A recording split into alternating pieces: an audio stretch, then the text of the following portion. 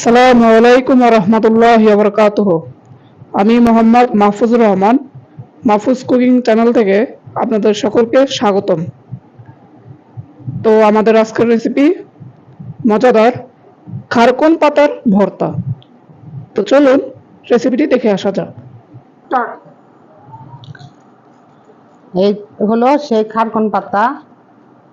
আমাদের ভাষায় এটাকে খারকন পাতা বলি।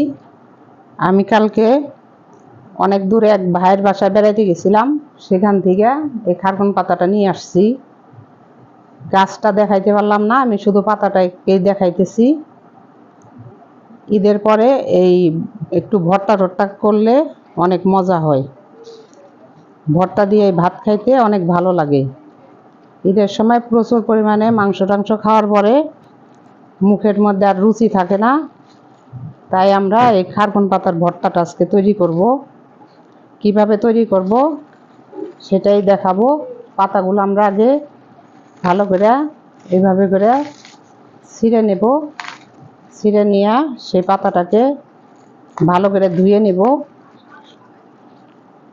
ধুইয়া তারপরে সেই পাতাটাকে কিভাবে প্রস্তুত করব সেটা দেখাবো। এখন আগে পাতাটাকে ছিঁড়ে নিতেছি। ছিঁড়ে নিয়ে আগে পরিষ্কার করে ধুয়ে নিই।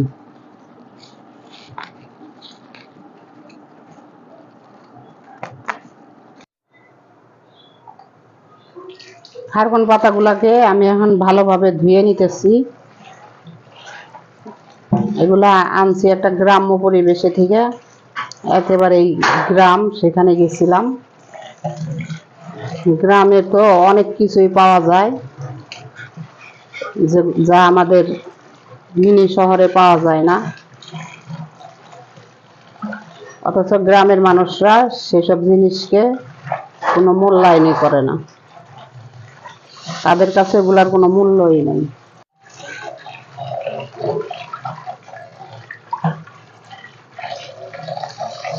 এগুলাকে অনেক পরিষ্কার করে ধোয়া লাগে।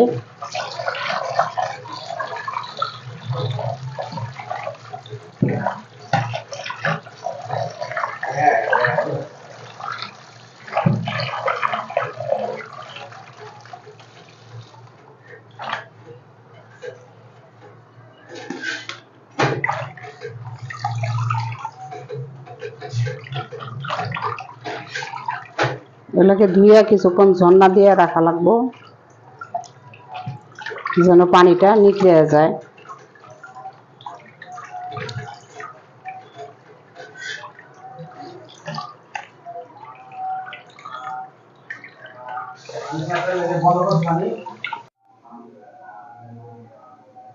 শাকগুলা পরিষ্কার করে ধুয়ে রাখছি। এই জালির মধ্যে একটু ঝর্ণা দিয়ে রাখলাম। ঝর্ণা দিয়ে রাখলে পানিটা ঝরে যাব, নাহলে প্রচুর পরিমাণে পানি উঠবে এই শাকে। এখন এই শাকটা কি দিয়ে ভর্তা বানাইতে হবে। লবণ দিয়া প্রথমে শাকটা সেদ্ধ করব, তারপরে যে কালি জিরা, প্রচুর পরিমাণে রসুন লাগে এই শাকে। এই শাকের ভর্তা খাওয়া মুখের কথা না। প্রচুর পরিমাণে রসুন দিব, কাঁচামরিচ দিব, সাথে একটু পেঁয়াজও দিব, দিয়া এই শাকটারে ভর্তা বানাবো। এই উপকরণগুলা লাগবে এই শাকের ভর্তার মধ্যে। তাই আমাদের সঙ্গেই থাকুন, দেখতে থাকুন। শাকটা সেদ্ধ করার জন্য চুলায় কড়াইটা দিয়ে দিলাম। এখন কড়াইয়ের মধ্যে শাকটা দিয়ে দিই।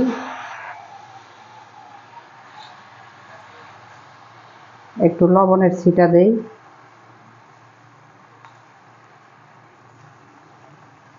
লবণটা দিয়েই এই শাকটাকে ফার্স্টে সেদ্ধ করতে হয়।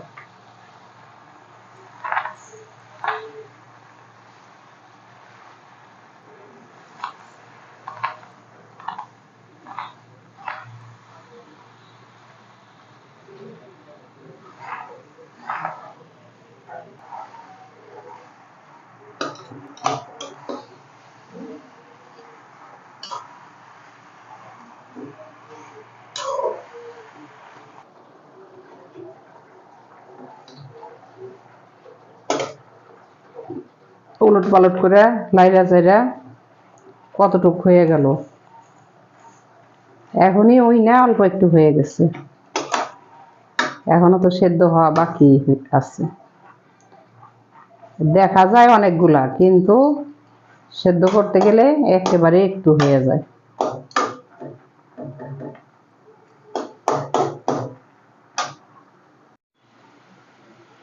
আমার খারকন পাতাটা দেখেন সেদ্ধ হয়ে কতটুকু হয়ে গেছে। ওই যে গ্রাম্য ভাষায় একটা প্রবাদ আছে যে খাই হইলো চিমটি, নাম পরে ঢুকছিস। এখন ঠিক সেরকম নিলাম এক বোঝা, সেটা এখন কতটুকু পরিমাণ হয়েছে। এটাকে আমি আরো ভালোভাবে ভাজা ভাজা করব। এটার মধ্যে পানি রাখা যাবে না, এখনো একটু চ্যাপচ্যাপা পানি আছে, এই পানিটা এটার মধ্যে থাকবেই না। এটা আরো ভালোভাবে আরো শুকনা শুকনা করতে হবে, নাহলে এই ভর্তা মজাই হবে না, কষ্টই বিফলে যাবে।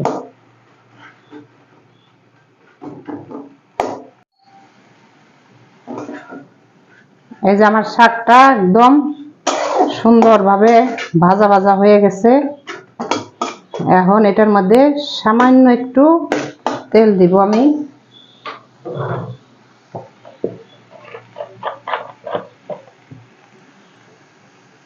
সামান্য একটু তেল দিয়ে এই শাকটারে আর একটু ভাজা ভাজা করুন।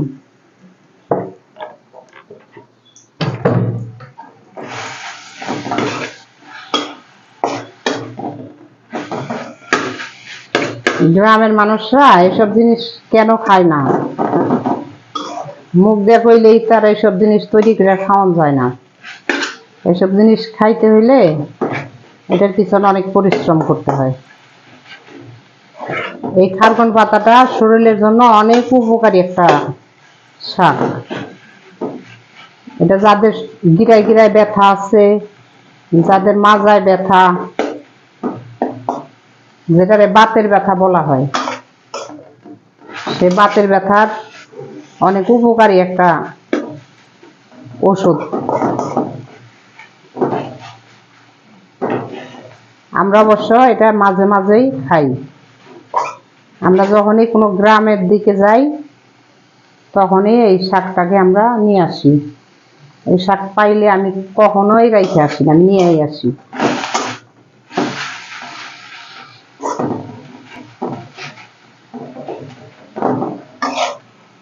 হ্যাঁ, আমাদের ভাজা ভাজাটা করা হয়ে গেছে, এখন আমরা এটারে নামাই নিব।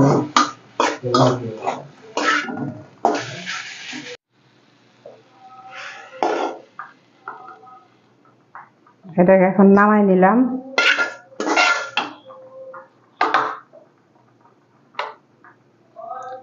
এখন এই কড়াইটার মধ্যেই আমরা বাকি উপকরণগুলা ভাইজা নিব। রসুনটা দিয়ে দিলাম,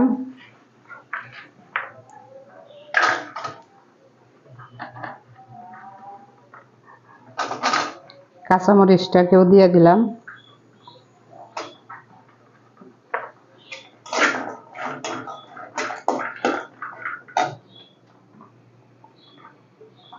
কাঁচামরিচটা রসুনটা আগে অনেক ভালোভাবে ভাইজা নিতে হবে।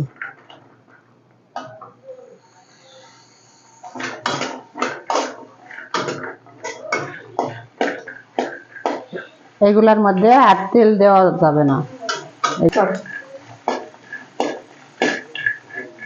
এই রসুনটা আর শুকনা মরিচটা কাঁচামরিচটার মধ্যে তেল দিব না, এটা তেল ছাড়াই ভাজুন। চুলার আঁচটা লোতে রাইখে রাইখে এগুলারে আস্তে আস্তে ভাইজা নিতে হবে।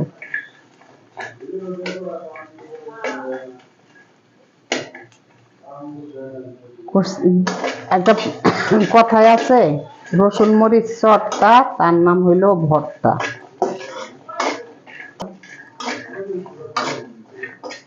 রসুন মরিচ চটটা তার নাম হইল ভর্তা। ভর্তা বানানো অনেক খেলা। সহজ ভর্তা হয়েছে শুধু আলুর ভর্তা আর হইলো মুসুরির ডালের ভর্তা। এই দুইটা ভর্তাই সহজভাবে তৈরি করা যায়। আর কোনো ভর্তা সহজভাবে তৈরি করা যায় না। এই তো প্রায় ভাজা হয়ে গেছে, আর একটু ভাজা হবে।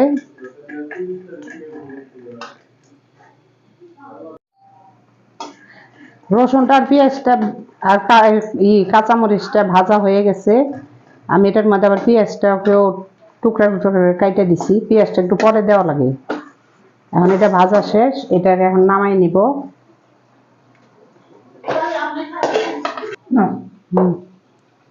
যেগুলার এখন পাটার মধ্যে আমি রাইখে দিলাম। এখন কালি জিরাটা ভাইজা নেই।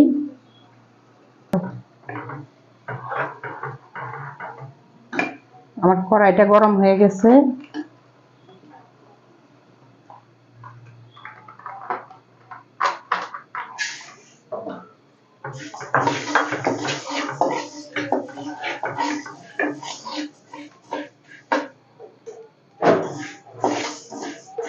কালি জিরাটা ভাজার সময় চুলার আঁচটা একটু বাড়াই দিয়েই ভাজতে হয়।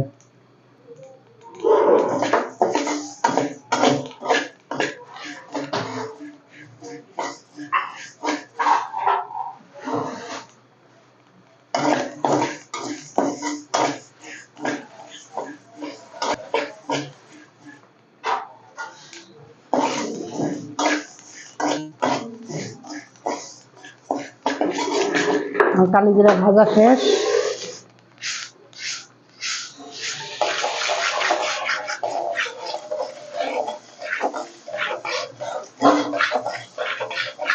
কালি জিরাটা কড়াইয়ের মধ্যে রাইখা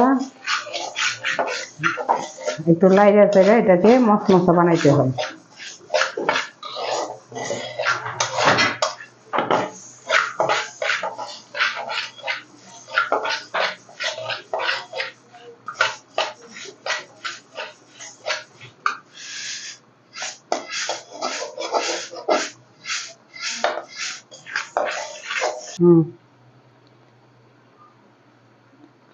এখন লবণ দিয়ে মরিচ আর রসুনটাকে বাইটে নিব।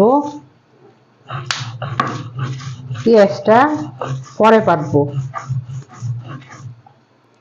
ফার্স্টে আগে মরিচটাকে বাইটে নিই।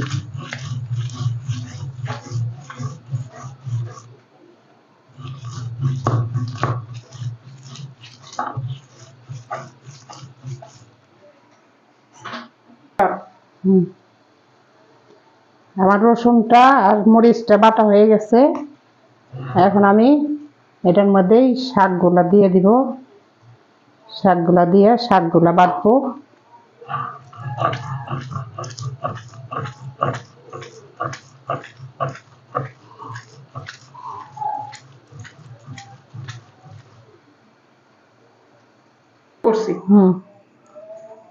এই যে কালি জিরাটা এখন এটার মধ্যে দিয়ে দিব।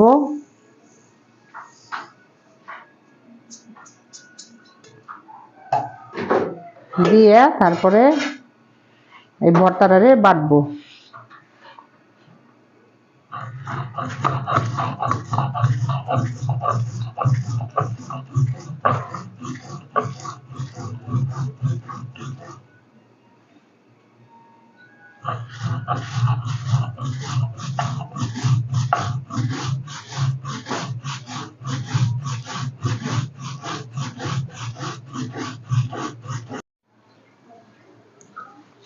আমার এই খারকন পাতাটা বাটা শেষ। এখন মরিচ রসুন কালি জিরা সব কিছু দিয়ে একসাথে মাইখে নিলাম। মাইখে নিয়ে এটাকে আলতো আলতো করে আরেকটা ফেস দিব। আর সাথে এই যে বাকি উপকরণ রইল আমার পেঁয়াজ। এই পেঁয়াজটাকে এটার সাথে একটু আদা বাটা কইরা বাইটা নেব।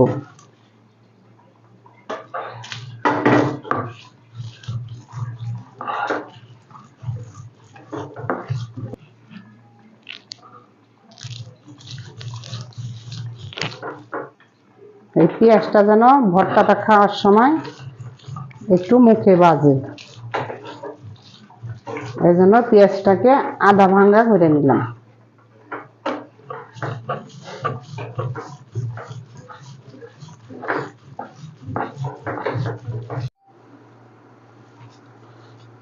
হয়ে গেল আমার খারকন পাতার ভর্তা। এই যে পেঁয়াজটা এরকম একটু আনাম আনাম থাকবো, তাহলে এই ভর্তাটা অনেক মজা হইব।